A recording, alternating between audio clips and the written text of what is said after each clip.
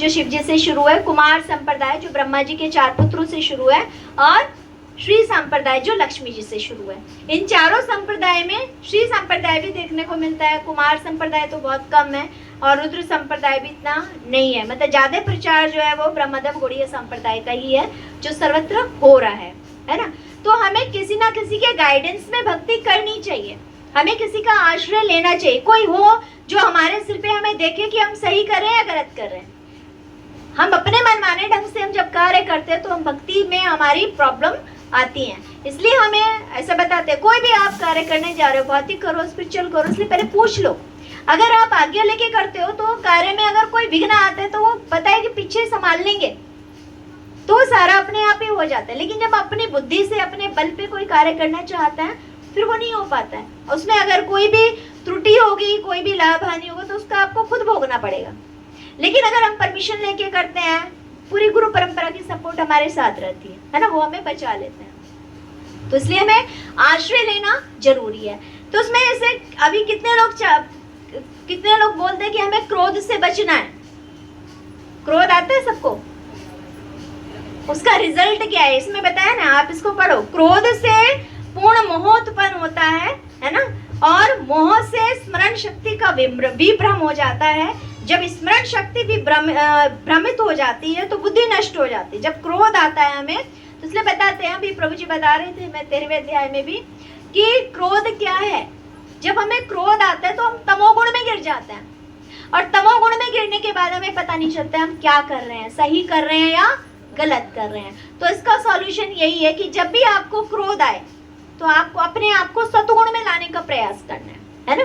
क्रोध आए तो क्या करना है, हरे कृष्णा कृष्णा कृष्णा हरे हरे, हरे राम राम राम हरे। और क्रोध आता क्यों है? क्योंकि जब हमारे मन की बात नहीं होती, जब हमारी अपनी इंद्रिय तृप्ति नहीं होती, इसलिए तो क्रोध आ रहा है।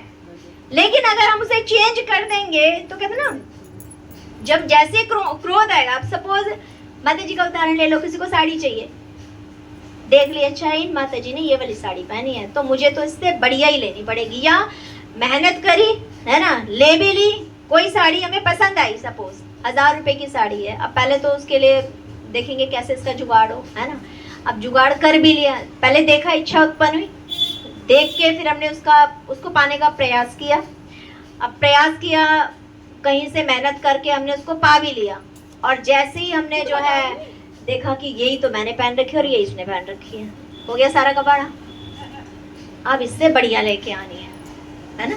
तो हमें छोटी छोटी बातों पे जो है हम ये, इससे क्या हमारा मन खुद का ही कुंद होता है ना। लेकिन जब हम भगवत भक्ति में लगते हैं तो हम किसके लिए सोचते हैं, कुछ भी अच्छा है तो किसके लिए होना चाहिए, भगवान के लिए होना चाहिए, है ना। तो लेकिन हम क्या करते हैं कि अपने लिए तो 1000 रुपए की ड्रेस लेंगे और भगवान के लिए 5 रुपए की मिल जाए, ठीक है, 10 रुपए की मिल जाए, ठीक है ना, है ना। तो हमें, हाँ, तो जो हम अपने लिए चाहते हैं वही हमें भगवान के लिए हमें वो करना चाहिए, है ना। क्योंकि आप जैसे कितने बच्चों, कोई जैसे लड्डू गोपाल होते हैं, जैसे कि जी हमारा बच्चा है, तो आप बच्चे के भाव से घर रख रहे हो, तो आप देखो कि जितने का आप अपने बच्चे के कपड़े खरीद के लाते हो उतने के अपने गोपाल के भी लाते हो क्या, है ना। तो भगवान देखते ना, तभी तो संबंध बनता है ना भगवान से। जैसे वहां पे थे कौन, आप वृंदावन कितने सभी लोग गए हैं, है ना। मदन मोहन जी के दर्शन कितने लोगों ने करे हैं, सबने नहीं करे हैं। तो मदन मोहन जी वहीं पे थे, एक माता जी के यहाँ पे वृष्णि परिवार में थे, और वो मदन मोहन जी को ऐसे खिलाती थी। तो सनातन रूप गोस्वामी पाद आए उनके यहाँ पे, तो कहते भगवान को तो भगवान के जैसे रखना चाहिए, कि ये कि हाँ बाबा एक मेरो मदन और एक मेरो सदन। तो उन्होंने कहा भगवान को ऐसे नहीं रखते, भगवान को तो ऑल्टर में रखना चाहिए, उनकी अच्छे से पूजा करनी चाहिए, भोग लगाना चाहिए। तो उन्हें कहा अच्छा ठीक है बाबा। तो उन्हें ऑल्टर में बिठा दिया उनको, पहले तो गोदी में खिलाती थी उन्हें, फिर ऑल्टर में बिठा दिया, तो भोग लगाए भगवान को। तो भगवान ने कहा फिर मैया को कि मैया ऐसा मैं बड़ा हो गया हूँ अब, और अब तो मुझे बाबा को ही दे दे। तो जो है अब वो फिर आए सनातन गोसाई पाद भिक्षा मांगने के लिए। तो उन्होंने कहा बाबा मदन न्यू कह रहा है कि मैं बड़ा हो गया हूँ और अब मुझको बाबा को ही दे दो। अब वो कहने लगे भाई मैं सन्यासी, मैं बाबा, मैं इनका पेट कहाँ से भरूंगा। कहते नहीं मैं तो नहीं रख सकता। और वहाँ से जो है वो छोड़ के उनको आ गए, अपनी कुटिया में बैठ गए। कभी आप जाओगे तो सबसे ऊंचा मंदिर जो है मदन मोहन जी का ही है, तो वहाँ पे छोटी सी कुटिया है, मतलब उसी में बैठ के भजन करते थे। कुटिया ऐसी कि आप लेट भी नहीं सकते हो उसमें, सिर्फ बैठ के भजन कर सकते हो। तो आ गए मदन मोहन जी, रात को दरवाजा खटखटा दिया। कहते कौन? कि मैं मदन मोहन। कि तुम? कि हाँ तू ही तो बोल के आया हम उनको कि मैं अब कि भगवान की तरह रखो, तो अब मैं आ गया तुम्हारे पास, अब मेरी पूजा करो। कहते मैं तुम्हारा पेट कहाँ से भरूंगा? कह रहे जो तू खाएगा वो मैं खा लूंगा। कि अच्छा, कि हाँ ठीक है तो आओ बैठो। अब जो है वो तो भिक्षा मांग के जो आटा लेके आते उसी की अनूनी रोटी बनाते और वही भगवान को अर्पित करते। अब कहते इसमें नमक तो डाल लिया कर, ये अनूनी रोटी खिलाता रहे मुझे। कहते आज नमक मांग रहे हो, कल को 56 भोग मांगोगे, मैं कहाँ से लाऊंगा? कि भगवान हो, अपना इंतजाम खुद कर लो। तो फिर उन्होंने जो है क्या किया, वहीं पे एक सेठ आ गए। अब सेठ आ गए तो सेठ की जो नाव थी पूरी नमक से भरी पड़ी थी।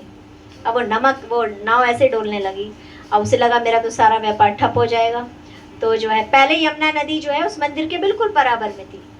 सनातन गोस्वामी नीचे उतरते थे, वहाँ से पानी लेते थे, फिर भगवान को स्नान कराते थे। तो भगवान ने उनकी सुविधा के लिए वहाँ पे कुआं बनाया। सबसे ऊपर आप जाओगे, सबसे ऊंचा मंदिर है और वहाँ पे कुआं भी है। उस कुएं में ऊपर तक पानी है, इतना मीठा जल है। यमुना जी का आप जल पीते हो, इतना मीठा जल है उसका। ऐसे बताते जो उस कुएं का जल पीता है जन्म मृत्यु जरा व्याधि से मुक्त हो जाता है। तो कभी आप जाते हो तो उसको कुएं का जल उसका पीना चाहिए। टैब लगी हुई है उसमें, तो आप पी सकते हो, है ना। ऐसे नहीं मतलब कुछ ग्लास वगैरह में लेके। तो जो है तो वो वहीं से जाते थे, तो भगवान ने उनका अरेंजमेंट करा कुएं का। तो फिर अब जब नाव फंस गई तो उन्होंने देखा बच्चे खेल रहे हैं वहाँ पे। तो उसमें एक बहुत सुंदर सा बच्चा है, तो वो बच्चों से कह रहे मेरी नाव निकलवा दो। तो उन्होंने कहा कि अरे वो बाबा है ना, उसके पास मदन मोहन है, आप ऊपर जाओ, वो तुम्हारी मदद करेंगे, हम तो बच्चे हम क्या कर सकते हैं मदद। तो उन्होंने कहा अच्छा ठीक है। तो वो जो है वहाँ पे ऊपर गए। कहते बाबा मेरी नाव जो है इसमें फंस गई है। क्या हुआ? तो कि मेरी नाव फंस गई है। तो उन्होंने कहा मैं बूढ़ा, मैं क्या करूँ, ये बैठे मदन मोहन, इनको बोलो ये आपकी मदद करें। तो उन्होंने कहा भगवान को प्रार्थना करी कि अगर मेरी नाव निकल जाती है इससे, है ना, तो इससे जो भी मेरा व्यापार में फ़ायदा होगा मैं आपका मंदिर बनवाऊंगा। पहले मंदिर नहीं था, सिर्फ मदन उनकी कुटिया थी। और तो वो ऐसा कह के वहाँ से चले गए, नाव निकल गई और व्यापार में जो प्रॉफिट हुआ भूला नहीं वो, है ना। ये जैसे कहते होते हैं कि बोल दिया और फिर हो गया लेकिन फिर भूल गए। अच्छा चलो 1000 का बोला था, चलो 100 रुपये कर देता हूँ, है। लेकिन उन्होंने जो है भगवान का बहुत ऊंचा मंदिर बनवाया। और तो सनातन गोस्वामी पाद कह भी रहे थे कि भाई आपने मंदिर बनवाया तो आप अपना नाम कहीं पे लिखवा दो। कहते नहीं नहीं, मुझे अपना नाम नहीं चाहिए, आप बस जहाँ से भगवान को स्नान कराते वो जल नीचे आता है तो वहाँ पे मेरी छोटी सी मूर्ति लगवा दो। आज भी है वो मूर्ति, कभी आप जब परिक्रमा करोगे तो उस नाली के अंदर छोटी सी मूर्ति लगी हुई है, तो कि वो जल मेरे सिर पे पड़ेगा तो मेरा उद्धार होगा। तो मूर्ति आज भी लगी हुई है वहाँ पे। तो वहाँ पे वो मूर्ति लगवा दी वहाँ पे, और वो मंदिर आज भी है। लेकिन ओरिजिनल डिटीज आपके मदन मोहन जी करौली पहुँच गए हैं। पहले यहाँ से जयपुर गए थे, जयपुर से करौली चले गए। भगवान तो आज भी हैं, ऐसा नहीं है भगवान नहीं है। तो लेकिन जो ओरिजिनल विग्रह हैं तो वो जयपुर गुप्त वृंदावन है ना, अभी हम लोग गए थे गुप्त वृंदावन जयपुर, तो गुप्त वृंदावन है। यहाँ से जो 5 विग्रह जो हैं वहाँ पे जयपुर पहुँच चुके हैं। तो ऐसे मदन मोहन जी के लिए तो आप कैसे कह सकते हो कि भगवान नहीं है ना। तो यहाँ पे बता रहे कि कहा जाता है कि मुक्ति के स्तर तक, ये मैंने बोल दिया था आपको, ठीक है। तो यदि आप चाहते हो कि हम क्रोध से बचें तो आपको अपने आप में, आप जब भी गुस्सा आए तो आप क्या करो, हरे कृष्णा हरे कृष्णा